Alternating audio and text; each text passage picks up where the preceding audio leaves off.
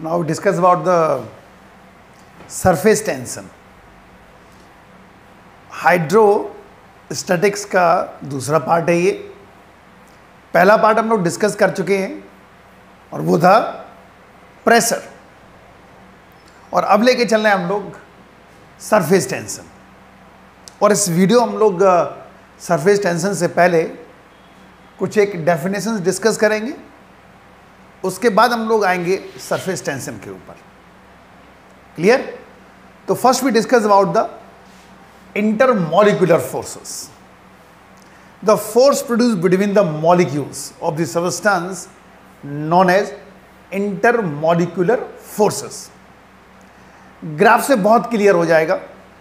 इंटरएटॉमिक distances और force के बीच में एक ग्राफ प्लॉट करते हैं. देखो इस ग्राफ को.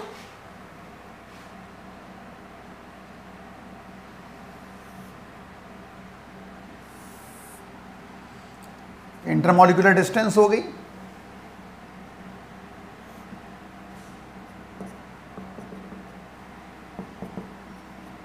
उनके बीच में ग्राफ प्लॉट कर रहे हैं.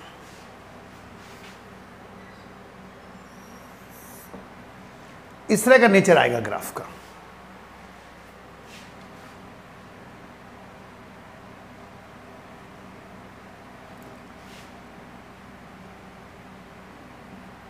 ये आर नॉट कहलाएगी इक्विलिब्रियम डिस्टेंस. ये एडहेसिव फोर्स है और ये रिपल्सिव फोर्स है. वेरी शॉर्ट रेंज फोर्स हुआ करते हैं. These are very short range force. और इनवर्स स्क्वायर लॉ को फॉलो नहीं करते हैं. इनवर्स स्क्वायर लॉ को ये फॉलो नहीं करते हैं. और very short range force. Ten angstrom पर ऑलमोस्ट इनइफेक्टिव हो जाते हैं. Almost ineffective. ये 5 एंगस्ट्रॉन हो गया. जैसे डिस्टेंस कम करते जा रहे हैं तो अट्रैक्टिव फोर्स स्ट्रांग होना स्टार्ट हो जाता है. एक पर्टिकुलर डिस्टेंस पे जाके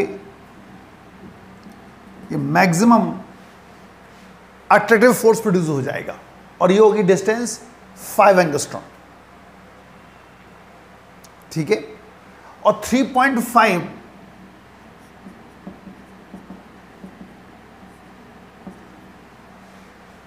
पर ये इक्विलिब्रियम में आ जाएगा. इक्विलिब्रियम में नेट फोर्स 0 हो जाएगा.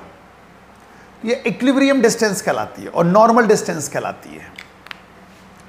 अगर इससे कम डिस्टेंस आपने कर दी तो फोर्स का नेचर चेंज हो जाएगा. जो अब तक अट्रैक्टिव था वो अब रिपल्सिव होना स्टार्ट हो जाएगा. और जो अट्रैक्टिव फोर्स थे, मैंने आपको बताया कि इनवर्स स्क्वायर लॉ को फॉलो नहीं करते. तो जो फोर्स होगा attractive force inversely proportional to 1/r⁷. Clear? जैसे डिस्टेंस बढ़ेगी फोर्स इंक्रीज होना स्टार्ट हो जाएगा.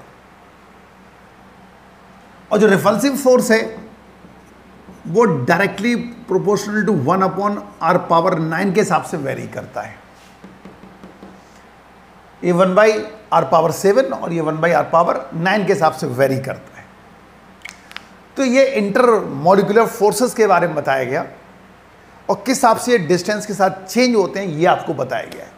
Very short range force 10 angstrom पे जाके इनइफेक्टिव, 5 एंगस्ट्रॉन पे जाके maximum attractive in nature, 3.5 angstrom पर ये 0 फोर्स हो जाता है. इक्विलिब्रियम स्टेट कहलाती है. इक्विलिब्रियम डिस्टेंस कहलाएगी, नॉर्मल डिस्टेंस कहलाएगी. लेकिन जैसे आपने डिस्टेंस और कम की तो फोर्स का नेचर चेंज हो जाएगा. जो अट्रैक्टिव था अब वो रिपल्सिव होना स्टार्ट हो जाएगा. और ये जो अट्रैक्टिव फोर्स है it is directly proportional to 1/r⁷ के हिसाब से वेरी करेगा. और जो रिपल्सिव फोर्स है 1/r⁹ के हिसाब से वेरी करेगा। क्लियर? और जो इंटरमॉलिक्यूलर फोर्सेस होते हैं they are of two types, adhesive and cohesive forces, adhesive and cohesive forces। तो पहले डिस्कस करते हैं हम लोग adhesive forces। The force of attraction between the molecules of two different substances, force of attraction between molecules of two different substances. जैसे आपको पता है कि फेविकॉल गुड एडेशन लिखा होता है उसके, आप बॉक्स पे देखें गुड एडेशन। फेविकॉल जैसे आप लगाओगे, दूसरा कोई मटेरियल लगाओगे जुड़ जाता है, जैसे लकड़ी को जोड़ दिया उसको। तो ऐसा क्यों होता है? क्योंकि उनके इंटरमॉलिक्यूलर फोर्सेस में एडेसिव फोर्स स्ट्रांग हुआ करता है, मतलब अट्रैक्टिव फोर्स स्ट्रांग हुआ करता है। क्लियर? तो गुड एडेशन लिखा होता है। नाउ अब लेके चले cohesive forces. It is the force of attraction between molecules of the same substances. It is the force of attraction between molecules of two same substances, that is known as cohesive forces. ठीक है? तो अगर हम mercury की बात करें, mercury drop, उसका cohesive force strong होता है। ठीक है? कोहेसिव फोर्स उनका स्ट्रांग होता है। और वाटर में देखें तो एडेसिव फोर्स स्ट्रांग होता है, कोहेसिव फोर्स। आगे डिस्कस करेंगे ऐसा क्यों होता है, वो भी डिस्कस करेंगे। और अब कुछ एक और डेफिनेशंस लेके चल रहे हैं, like molecular range, the distance up to which one molecule can attract the other molecule, that is known as molecular range। The distance up to which one molecule can attract the other molecule known as molecular range, like this। जैसे एक molecule ये है,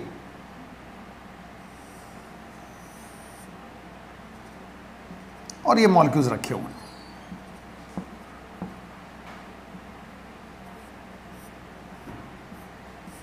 ये molecule इतने पर जाके ये उनको अट्रैक्ट कर सकता है या रिपेल कर सकता है। ठीक है? ये जो डिस्टेंस कहला रही है, जो आर रेडियस बन रही है इस सर्कल की बाउंड्री पर, जितने मॉलिक्यूल्स होंगे उनके बीच में ये फोर्स एक्सर्ट कर रहा होगा। ठीक है? तो ये जो डिस्टेंस है ना, ये कहलाएगी molecular range, that is called molecular range. Now sphere of influence, if we draw a sphere of radius of molecular range, then it is called sphere of influence। ये जो आप देख रहे हो is the sphere of influence. ये sphere of influence कहलाएगा क्योंकि ये मॉलिक्यूलर रेंज की रेडियस के बराबर है, और ये जो स्फीयर बनाया that is called sphere of influence. ठीक? एक है surface film. Surface film, it is the thickness of free surface if the thickness of the free surface just equal to molecular range known as surface film. जैसे ऐसे देखो आप, जैसे ये tank है उसमें पानी भरा हुआ है,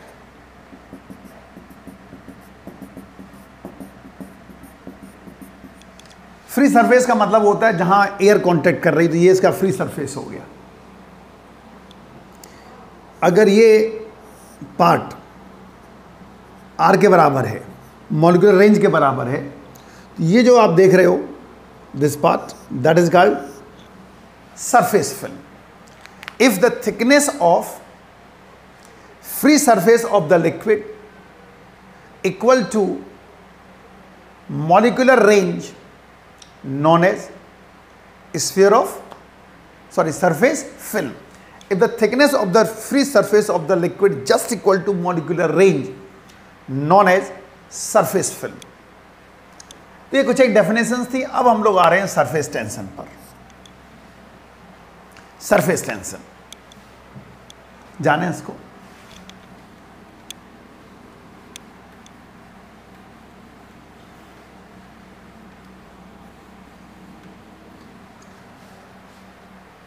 Surface tension, it is the property of each and every liquid that it wants to occupy minimum surface area. It is the property of each and every liquid that it wants to occupy minimum surface area. That's why its free surface behave as a elastic stretch membrane. ये हर एक liquid की property होती है that it wants to occupy minimum surface area. That's why its free surface behave as a elastic stretch membrane. That is known as surface tension. ऐसे जानो, अगर एक ग्लास प्लेट ले लें, उस पर हम एक ड्रॉप डालें, अगर छोटी होगी तो एकदम स्फेरिकल टाइप में होगी, थोड़ा और बढ़ा देंगे तो ऐसे हो जाएगी, और बढ़ाएंगे तो इस तरह हो जाएगी. लेकिन ये कभी भी ऐसे नहीं होगी. आपने ड्रॉप डाल दी और ऐसे हो जाए, ऐसे नहीं होगी. ये जो आप देख रहे हो, it wants to occupy minimum surface area. तो ये छूट गया यहां से यहां तक. So its free surface behave as a elastic stretch membrane. That is called surface tension. Clear? So the property of each and every liquid that it wants to occupy minimum surface area. That's why its free surface behave as a elastic stretch membrane. ऐसे जानो. Measurement देखो, measurement of surface tension देखो.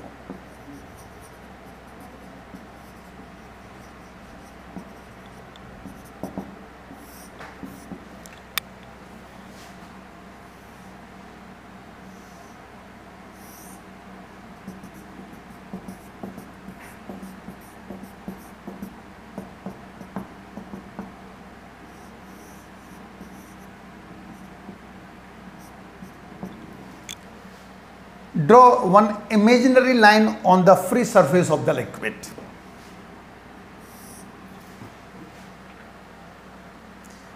Water molecules हैं और इस imaginary line पर भी water molecules होंगे. इस मॉलिक्यूल को ये इधर खींच रहा होगा, ये इधर खींच रहा होगा, इस तरह. जैसे ये वाटर सरफेस है और मतलब आपने एक लाइन ड्रॉ कर दी, इस पर भी क्या होंगे? Water molecules. इधर भी वाटर मॉलिक्यूल्स, इधर भी वाटर मॉलिक्यूल्स. कोहेसिव फोर्सेस लग रहे होंगे. इधर वाले मॉलिक्यूल्स को इधर खींचेंगे, इधर वाले मॉलिक्यूल्स को इधर खींचेंगे, तो ये किस तरह बिहेव करेगी? Stretch membrane. खिंच जाएगी surface. That is known as surface tension. Clear? एक इमेजिनरी लाइन ड्रॉ की, उस पर भी वाटर मॉलिक्यूल्स होंगे, इधर भी वाटर मॉलिक्यूल्स, इधर भी वाटर मॉलिक्यूल्स. तो ये इधर वाले मॉलिक्यूल्स को इधर खींचेंगे, इधर वाले इधर खींचेंगे, तो ये स्ट्रेच हो जाएगी. That is known as surface tension. तो कैसे मेजर करेंगे? Surface tension equals to force upon length. Force पर unit length is known as surface tension. इस हिसाब से हम लोग इसको मेजर करेंगे. तो इसकी यूनिट बनेगी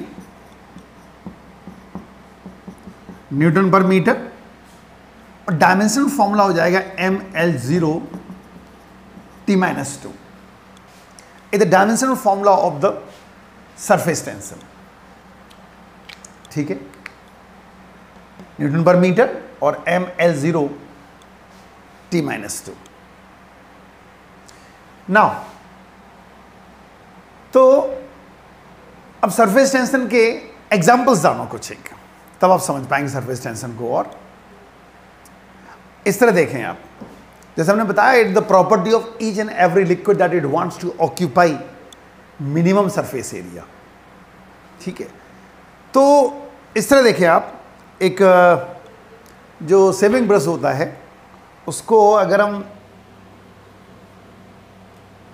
एयर में रखते हैं तो ये इस तरह है, ठीक है, और पानी में डालेंगे तो ये फैल जाएगा। अभी देखो आप,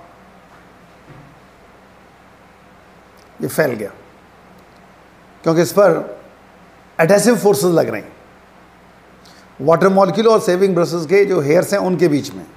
लेकिन जैसे ही ऊपर लाएंगे तो देखो ये बिल्कुल चिपक गए सारे। ये क्यों? क्योंकि इसके ऊपर एक वाटर लेयर बन गई, और वाटर लेयर बनते ही आपको पता है लिक्विड की property that it wants to occupy minimum surface area, इसलिए इसको प्रेस कर देती है। देखो यहाँ पानी में डालेंगे तो ये फैल जाएंगे, देखो आप, और जैसे ही बाहर निकालेंगे तो ये इस तरह होगी, क्योंकि इसके ऊपर एक लिक्विड लेयर बन गई है जो इसको प्रेस कर देगी, because it wants to occupy minimum surface area, इसलिए ऐसा होता है। ठीक है, और जानो, सरफेस टेंशन के कारण जो एयर पे एक लेयर होती है ना, सरफेस टेंशन, सरफेस फिल्म, उस पर मॉस्किटो चलते रहते हैं, आपने देखा होगा। वो उनके वेट को, उसके वेट से वो पेनिट्रेट नहीं होती है। इवन कि ऑलपिन भी आप फ्लोट करा सकते हो उसके ऊपर। जैसे इस तरह डायग्राम देखें आप,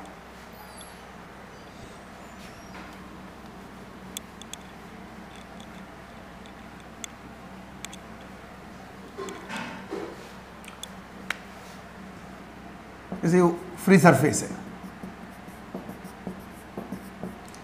ऑलपिन यहाँ पे आपने फ्लोट करा दी, इस हिसाब से जेंटली प्रेस रखनी पड़ती है उसके ऊपर कि उसका जो फाइन एजेस हैं वो सरफेस को पेनिट्रेट ना कर दें, बहुत जेंटली रखी जाती है। तो इसका वेट किधर लगेगा? डाउनवर्ड। लेकिन जो उसके टेंशन जो बन रहा है सरफेस, उसका जो वर्टिकल कंपोनेंट होगा वो इसके वेट को बैलेंस कर रहा है, इसलिए ये जो ऑलपिन है वो सिंक नहीं कर रही ड्यू टू सरफेस फिल्म। इस सरफेस टेंशन के कारण ऐसा हो रहा है कि उसका वेट बैलेंस हो रहा है, उसके वर्टिकल कंपोनेंट को बैलेंस कर रहे हैं। लेकिन ये सब तभी होगा जब आप बहुत जेंटली उसको रखेंगे, अदरवाइज नहीं होगा। ठीक है, मैंने कोशिश की है, देखो एक ऑलपिन फ्लोट कर रही है,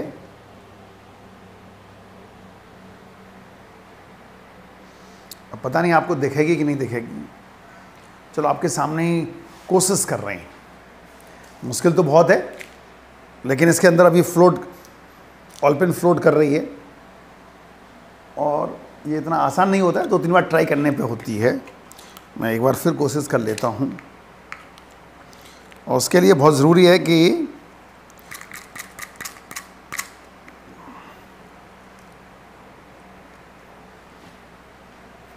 इस हिसाब से होनी चाहिए कि मैं 2-3 ट्राई करूँगा। ठीक है, हो सकता है कि इसमें ये फ्लोट कर जाए, कर जाती है वैसे, की हुई थियरी। लेकिन उसके लिए ये ज़रूरी है कि इस हिसाब से ऑलपिन रखनी पड़ेगी आपको कि उसका सरफेस फिल्म ब्रेक ना हो जाए। अभी तो हिल रही है ये,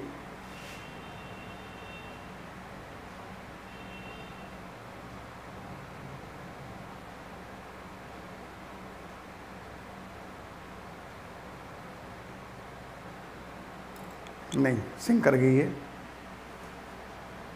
स्टेबल होना चाहिए पानी। अभी मेरा हाथ जैसे थोड़ा बहुत हिल रहा है, पंखा भी चल रहा है, लेकिन अभी मैंने फ्लोट कर रही थी, ये जो आपको दिखाया था ना, वो भी डूब गई अब।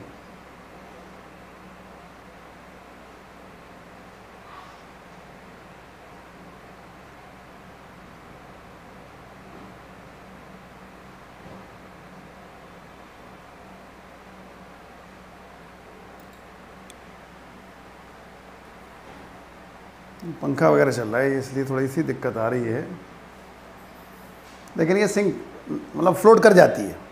अभी हिल भी रहा है, हाथ हिल रहा है ना, पानी हिल रहा है।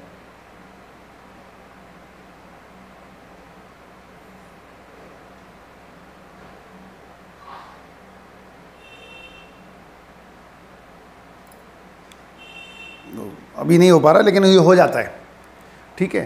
तो ये इसलिए हो जाता है क्योंकि इसका वेट बैलेंस हो जाता है। और एग्जांपल जानो सरफेस टेंशन के। अब जैसे ऑयल ड्रॉप डालेंगे इसके ऊपर तो वो स्प्रेड हो जाती है, क्योंकि ऑयल ड्रॉप का सरफेस टेंशन लिक्विड से कम होता है, तो ये स्प्रेड हो जाएगा। ऑयल ड्रॉप जैसे डालेंगे वो स्प्रेड हो जाएगी, क्योंकि surface tension of the oil is less than surface tension of water. ऐसे अगर हम लोग कपूर जो कैम्फर होता है वो डालेंगे अगर पानी में, तो वो इधर उधर भागेगा। अगर इर्रेगुलर शेप का है तो जिधर जाएगा उधर सरफेस टेंशन कम कर देगा, इधर कर देगा, इधर कर देगा, भागेगा इधर से उधर। It is due to surface tension. और सरफेस टेंशन टेम्परेचर के साथ चेंज भी होता है। सरफेस टेंशन का एक फॉर्मूला है, टी टेम्परेचर पर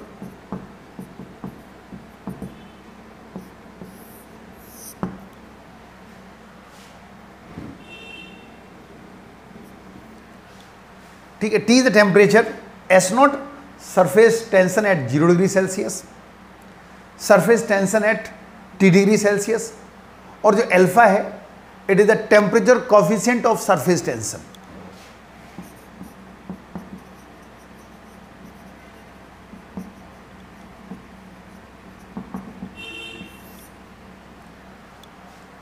It is found that if we increase the temperature, surface tension reduces. और अगर सरफेस टेंशन कम होगा तो सरफेस एरिया बढ़ जाएगा। अगर सरफेस टेंशन कम होगा तो सरफेस एरिया बढ़ जाएगा। बहुत सारे एग्जांपल्स हैं, बहुत सारे एग्जांपल्स हैं इस केस पर। आप इस तरह देखें कि सर्दियों में जो कपड़े धोए जाते हैं वो गुनगुने पानी में धोए जाते हैं, थोड़ा सा पानी हल्का सा गर्म हो। ऐसा इसलिए करते हैं, ऐसा करने पर कम डिटर्जेंट आपको यूज करना पड़ेगा, क्योंकि हल्का सा गुनगुना पानी है, सरफेस टेंशन कम हो गया तो सरफेस एरिया बढ़ जाएगा। तो जो डिटर्जेंट है वो काफी एरिया कवर करेगा, तो थोड़े से डिटर्जेंट में काफी कपड़े उसके साथ आ जाएंगे। क्लियर?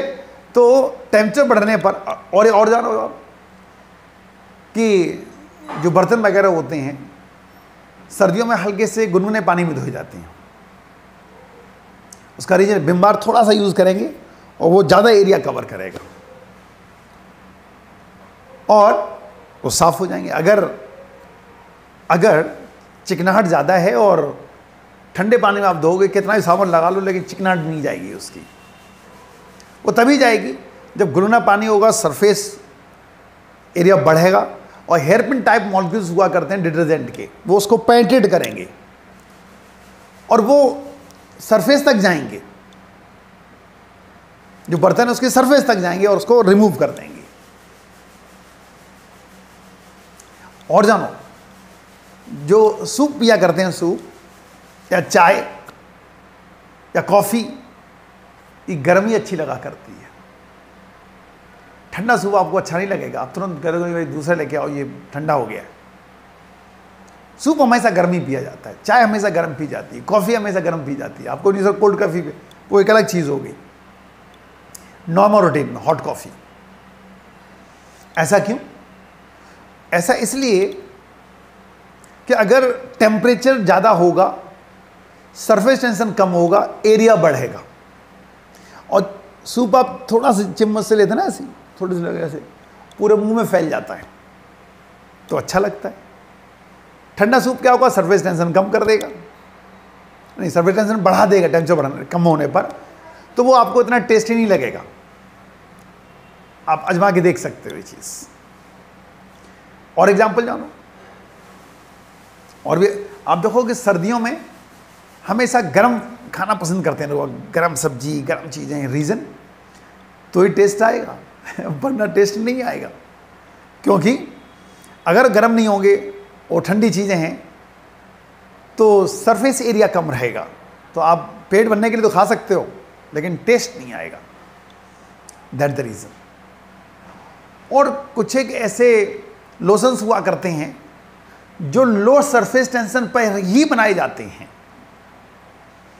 जैसे आप देखो, कोई भी क्रीम ले लो,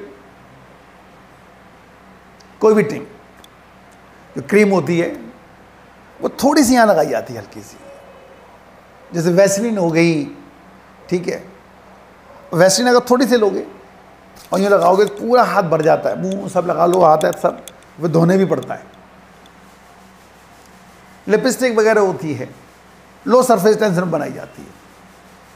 कॉस्मेटिक आइटम जो भी होते हैं वो सारे लो सरफेस टेंशन पर बनाए जाते हैं, इसलिए बहुत कम यूज होते, काफी दिन तक चलते हैं। वो सरफेस एरिया बढ़ा देते हैं, आप थोड़ा सा लोगे पूरा मुंह भर जाता है, बाद में साफ भी करना पड़ता है कई बार, इतना ज़्यादा हो जाता है due to low surface tension. ऐसे आप देखो, जो रॉबिन व्यू ना, नील रॉबिन व्यू, 2-3 ड्रॉप डालते हैं, पूरी बाल्टी से लगता है नीली हो गई, क्योंकि वो लो सरफेस टेंशन में बनाई जाती है, तो एरिया बढ़ेगा।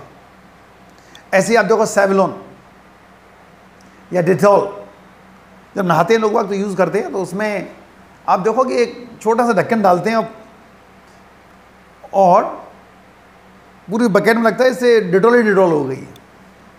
खुशबू बहुत देर तक जाती है, दूर तक जाती है, देर तक रहती है, due to low surface tension.